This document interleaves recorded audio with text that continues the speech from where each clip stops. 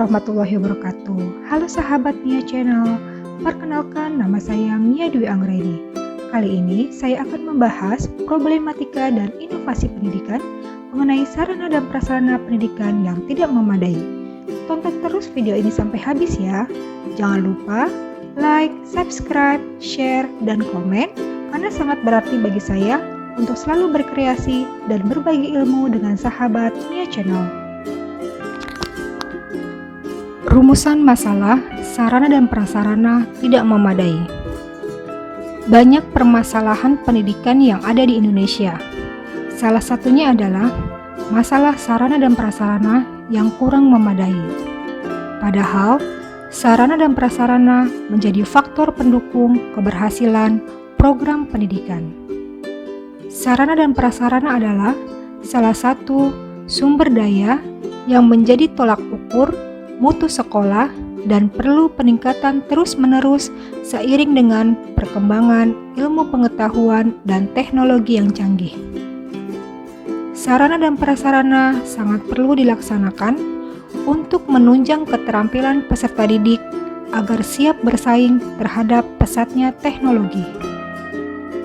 Akan tetapi kenyataannya, sarana dan prasarana pendidikan di sekolah-sekolah Indonesia, khususnya daerah-daerah terpencil, masih belum terlaksana secara optimal. Banyak daerah-daerah di Indonesia yang belum mendapatkan sarana dan prasarana yang memadai dan layak, yaitu sekolah di pedesaan. Hal ini jauh berbeda dengan daerah perkotaan yang sarana dan prasarananya lebih baik daripada daerah pedesaan. Banyaknya perbedaan sarana dan prasarana antara perkotaan dan pedesaan mengakibatkan pendidikan di pedesaan masih sangat minim dibandingkan dengan pendidikan yang ada di perkotaan. Pengertian sarana dan prasarana pendidikan. Salah satu aspek yang seharusnya mendapat perhatian utama setiap pengelola pendidikan adalah mengenai fasilitas pendidikan. Fasilitas sarana pendidikan mencakup semua fasilitas yang secara langsung dipergunakan dalam menunjang proses pendidikan, seperti gedung, ruangan belajar atau kelas, alat-alat atau media pendidikan, meja dan kursi. Fasilitas prasarana pendidikan adalah secara tidak langsung menunjang jalannya proses pendidikan, seperti halaman, kebun atau taman sekolah, jalan menuju ke sekolah. Jadi, secara umum, sarana dan prasarana adalah alat penunjang keberhasilan suatu proses, upaya yang dilakukan di dalam pelayanan publik, karena apabila kedua hal ini tidak tersedia, maka semua kegiatan yang dilakukan tidak akan dapat mencapai hasil yang diharapkan sesuai dengan tujuan pendidikan. Pengaruh sarana dan prasarana di sekolah dalam menunjang kualitas pendidikan. Kualitas pendidikan didukung dengan sarana dan prasarana yang menjadi standar sekolah atau instansi pendidikan. Sarana dan prasarana sangat mempengaruhi kemampuan siswa dalam belajar. Pentingnya sarana dan prasarana di sekolah dalam proses pembelajaran. Sekolah merupakan lembaga sosial yang keberadaannya merupakan bagian dari sistem sosial bangsa yang bertujuan untuk mencetak manusia susila yang cakap, demokratis, bertanggung jawab, beriman, bertakwa, sehat jasmani maupun rohani, memiliki pengetahuan dan keterampilan, berkepribadian yang mantap, serta mandiri. Mengingat pentingnya sarana dan prasarana dalam kegiatan pembelajaran, maka peserta didik, guru, dan sekolah akan terkait secara langsung. Peserta didik akan lebih terbantu dengan dukungan sarana dan prasarana pembelajaran. Guru akan lebih variatif, kreatif, menarik, dan bermakna dalam proses kegiatan pembelajaran. Sekolah sebagai pihak yang bertanggung jawab terhadap pengelolaan seluruh kegiatan pembelajaran. Peraturan Menteri Pendidikan Nasional Republik Indonesia yang berkaitan dengan standar sarana dan prasarana. Peraturan Menteri Pendidikan Nasional Republik Indonesia Nomor 24 Tahun 2007 tentang standar sarana dan prasarana untuk sekolah dasar, madrasah ibtidaiyah, sekolah menengah pertama, madrasah sanawiyah, dan sekolah menengah atas, madrasah aliyah. Peraturan Menteri Pendidikan Nasional Republik Indonesia Nomor 33 Tahun 2008 tentang standar sarana prasarana untuk sekolah luar biasa. Peraturan Menteri Pendidikan Nasional Republik Indonesia Nomor 40 Tahun 2008 tentang standar sarana dan prasarana untuk sekolah menengah kejuruan dan madrasah aliyah kejuruan. Berikut ini adalah potret sarana dan prasarana pendidikan di Indonesia. Sarana pendidikan adalah perlengkapan pembelajaran yang dapat dipindah-pindah. Berikut ini saya berikan contoh perbedaan kondisi sarana pendidikan yang ada di perkotaan dan di daerah terpencil. 1. Gedung sekolah. Fungsi gedung sekolah adalah sebagai tempat berinteraksinya antara siswa dan guru dalam proses belajar mengajar. Seperti yang kita ketahui, di kota-kota besar, banyak gedung sekolah sedang dibangun dan diperbaiki mulai dari rehab ringan, sedang, sampai rehab berat. Akan tetapi, gedung sekolah yang berada di daerah terpencil masih banyak yang belum diperbaiki dan dibangun untuk dijadikan sekolah yang layak dan nyaman dalam proses belajar mengajar. Bangunan-bangunan sekolah di daerah terpencil sudah sangat memprihatinkan dan membahayakan bagi siswa maupun gurunya, karena sewaktu-waktu bisa saja rubuh, sehingga bisa mengakibatkan cedera, bahkan merenggut nyawanya. Banyak juga siswa harus belajar di bawah teriknya matahari karena tidak tersedianya gedung sekolah. Hal ini menunjukkan masih adanya kesenjangan dalam dunia pendidikan. 2. Ruang kelas. Fungsi ruang kelas adalah tempat kegiatan pembelajaran teori, praktek yang tidak memerlukan peralatan khusus, atau praktek dengan alat khusus yang mudah dihadirkan.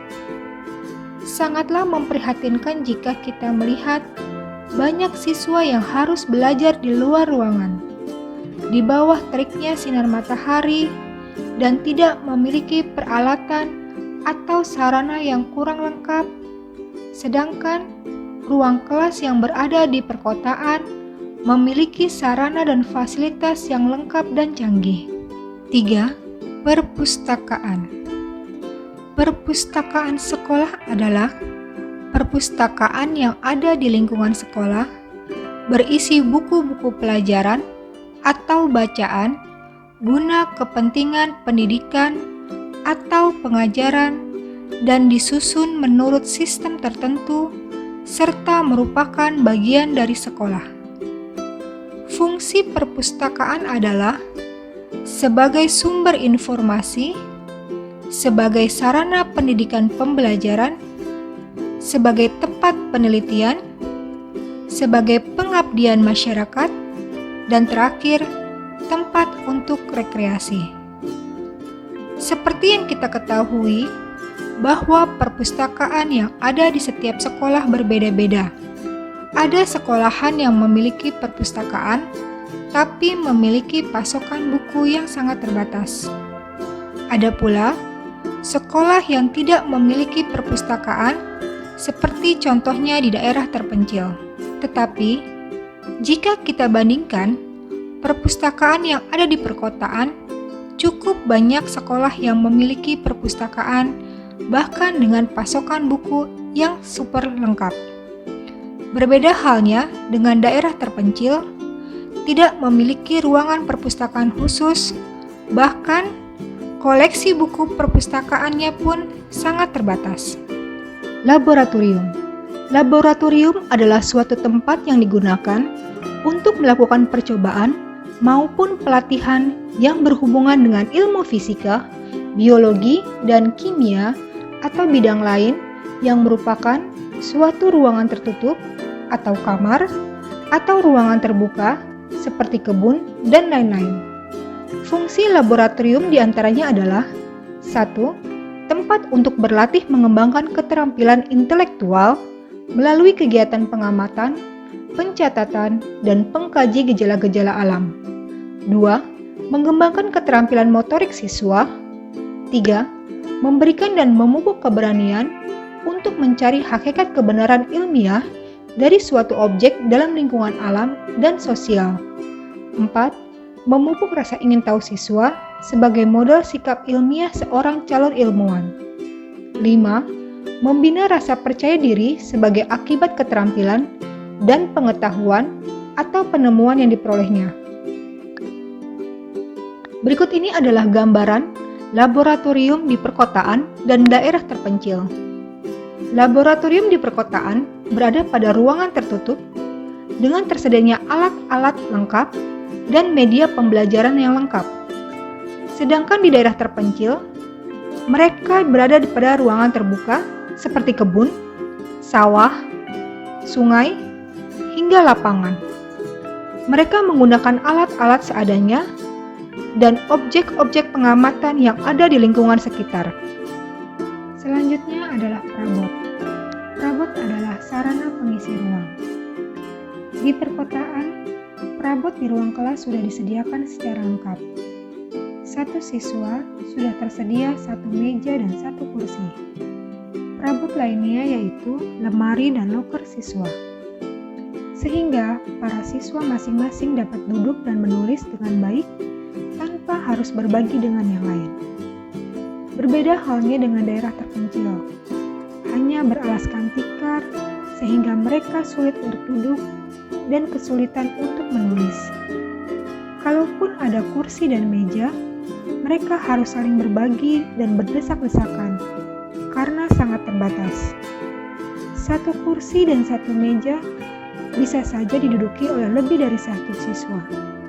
Ada yang menggunakan kursi tanpa meja sehingga mereka sulit untuk menulis. Sarana selanjutnya adalah peralatan pendidikan. Peralatan pendidikan adalah sarana yang secara langsung digunakan untuk pembelajaran. Peralatan pendidikan di perkotaan sudah disediakan secara lengkap. Guru dan siswa dapat melakukan proses belajar mengajar dengan baik.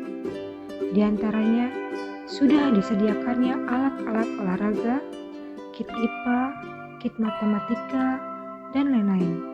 Sudah disediakan secara baik dan lengkap. Sedangkan di daerah terpencil, guru dan siswa menggunakan peralatan pendidikan seadanya, bahkan dari alam. Artinya, mereka dapat memanfaatkan benda-benda di sekitar mereka sebagai peralatan pendidikan untuk melakukan kegiatan pembelajaran di kelas. Berikut ini akan saya jelaskan sarana pendidikan lainnya. Di antaranya, 1. Media pendidikan. Media pendidikan adalah peralatan pendidikan yang digunakan secara langsung untuk pembelajaran. 2. Sumber belajar lainnya. Sumber belajar lainnya adalah sumber informasi dalam bentuk selain buku, meliputi jurnal, majalah, surat kabar, poster, situs atau website, dan compact disc. 3. Perlengkapan lain. Perlengkapan lain adalah alat mesin kantor dan peralatan tambahan yang digunakan untuk mendukung fungsi sekolah atau madrasah.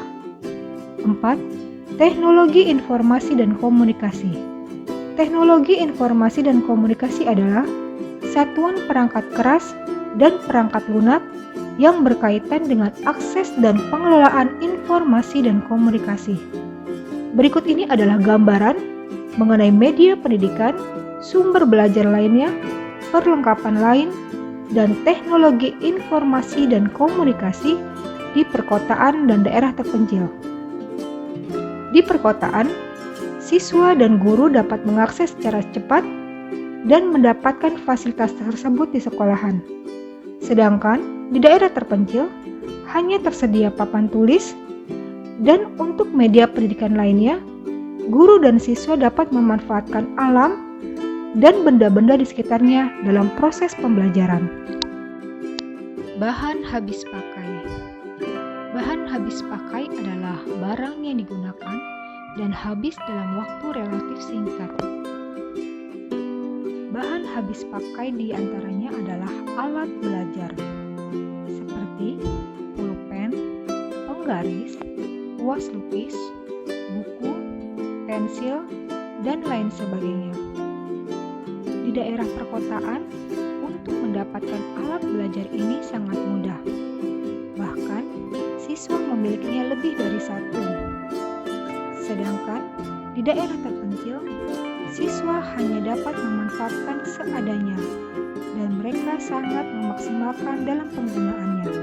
Karena untuk mendapatkan alat-alat belajar ini, mereka harus mengeluarkan uang dan membelinya dengan jarak yang cukup jauh. Selanjutnya adalah sarana pendidikan lain seperti buku teks pelajaran, buku pengayaan, dan buku referensi. Buku teks pelajaran, pengayaan, dan referensi ini adalah karya tulis yang diterbitkan sebagai sumber belajar dan menjadi pegangan peserta didik dan guru untuk memperkaya pengetahuan dan mencari informasi atau data tertentu.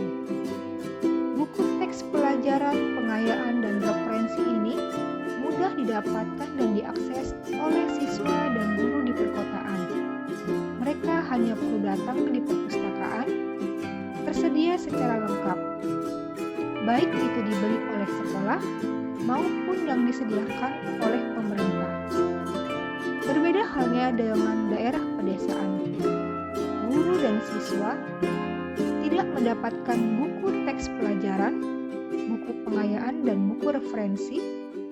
Mereka hanya mengandalkan dari pembelajaran yang bersifatnya penemuan secara alamiah, atau bahkan untuk buku teks pelajaran tersedia sangat-sangat terbatas karena sistem pendistribusian dari kota ke desa cukup sulit. Prasarana pendidikan, yaitu fasilitas dasar untuk menjalankan fungsi sekolah atau madrasah. Akses siswa dari rumah ke sekolah di perkotaan dan daerah terpencil sangat jauh berbeda.